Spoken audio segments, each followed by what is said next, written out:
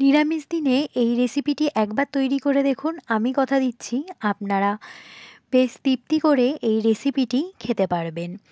যদি হাতের কাছে পটল থাকে তাহলে অবশ্যই এই রেসিপিটি একবার তৈরি করে দেখতে পারেন। প্রথমেই পটলের খোসা ছাড়িয়ে নিয়েছি।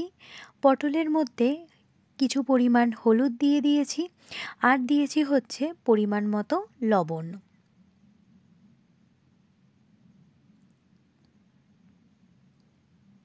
হলুদ আর লবণ দিয়ে এখানে পটলগুলোকে ভালো করে মাখিয়ে নেব। তার আগে আপনারা একবার খেয়াল করবেন, পটলগুলো আমি গোটা রেখেছি, কিন্তু দুপাশটা কিন্তু বেশ অনেকটা মাত্রায় কেটে দিয়েছি।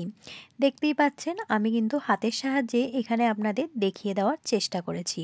তাহলে কি হবে, পটলের ভেতরে মশলাগুলো খুব ভালো পরিমাণ ঢুকবে, তাহলে খেতেও অনেকটা ভালো লাগবে।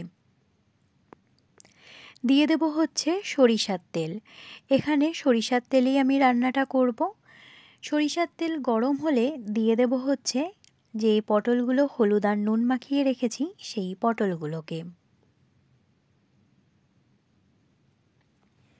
এখানে পটলগুলোকে খুব বেশি কড়া করে ভাজবো না, হালকা করে পটলগুলোকে ভেজে নিতে হবে। তা বলে একদমই হালকা নয় বা খুব কড়া নয়, মিডিয়ামভাবে পটলগুলোকে এখানে ভেজে তুলে রাখবো।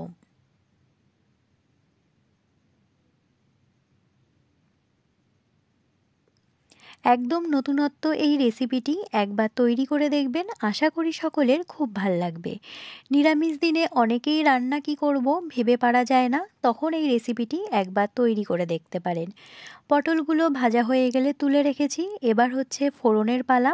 চিড়ে রাখা শুকনো লঙ্কা আর দিয়ে দিচ্ছি গোটা গরম মশলা ফোড়ন। গোটা গরম মশলা থেকে কিন্তু বেশ ভালো স্মেল বেরিয়ে আসবে। দিয়েছি লবঙ্গ, এলাচ আর দারচিনি, আর শুকনো লঙ্কা চিড়ে দিয়েছি। দিয়ে দিলাম হচ্ছে গ্রেট করে রাখা আদা। যেহেতু নিরামিষ রেসিপি তৈরি করছি, প্রথমেই বললাম, সেই জন্য একটু আমি আদা ব্যবহার করেছি। এখানে চাইলে আপনারা আদাটা স্কিপ করে যেতে পারেন। ফোড়নটা খুব ভালো করে আমার ফ্রাই করে নিতে হবে। ফোড়ন থেকে যখন বেশ ভালো স্মেল বেরিয়ে এসেছে, তখন ভেজে রাখা পটলগুলোকে আমি দিয়ে দিয়েছি।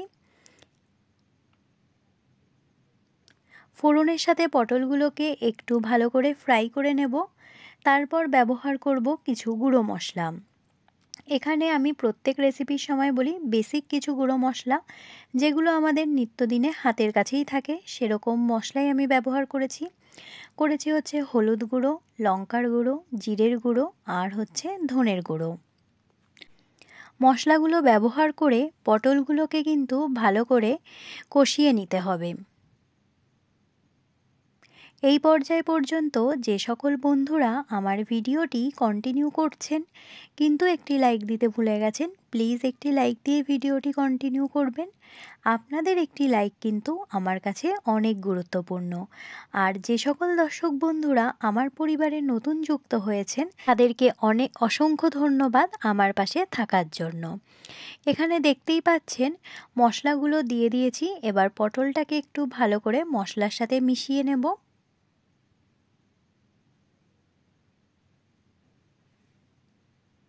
ব্যবহার করব স্বাদমতো লবণ।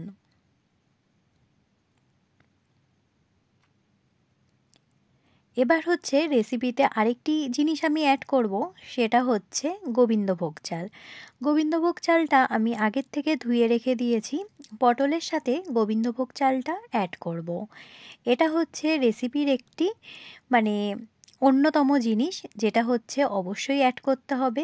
এটা দিয়েই মূল রেসিপিটি তৈরি হবে।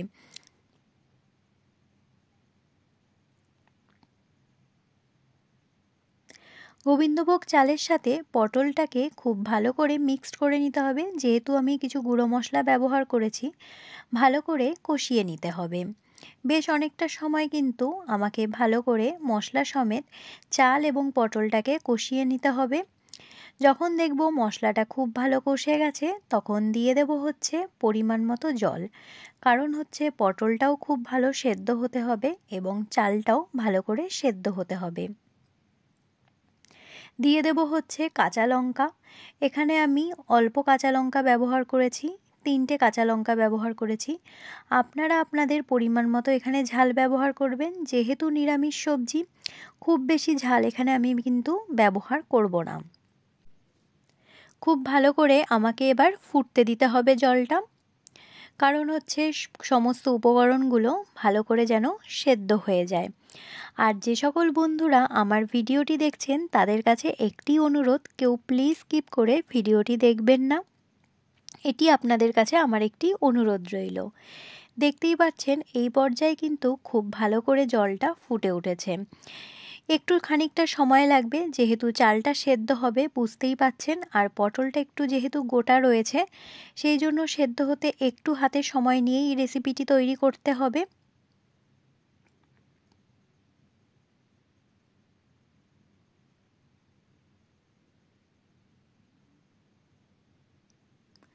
যেহেতু গোবিন্দভোগ চাল দিয়ে রেসিপিটি তৈরি করা হয়, সেই ক্ষেত্রে আপনারা দেখবেন খুব সুন্দর একটা গন্ধও বেরোবে, কারণ আমরা প্রত্যেকেই জানি গোবিন্দভোগ চালের কিন্তু একটা আলাদা নিজস্ব গন্ধ থাকে। নিরামিষ সবজি প্রথমেই বলেছি, সেই জন্য ব্যবহার করব খুব সামান্য পরিমাণ চিনি। এখানে চাইলে আপনারা চিনিটা স্কিপ করে যেতে পারেন, কিন্তু নিরামিষ সবজিতে চিনিটা ব্যবহার করলে কিন্তু বেশ স্বাদের ব্যালেন্স হয়। ব্যবহার করলাম পরিমাণ মতো চিনি। চিনি দিয়ে বেশ কিছুক্ষণ আবার আমি ফুটতে দিয়ে দেব।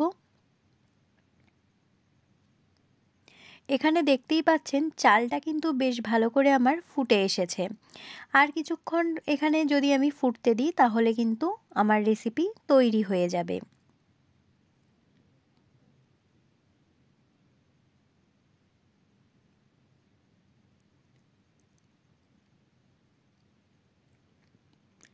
এবার আমি ব্যবহার করব হচ্ছে গরম মশলা।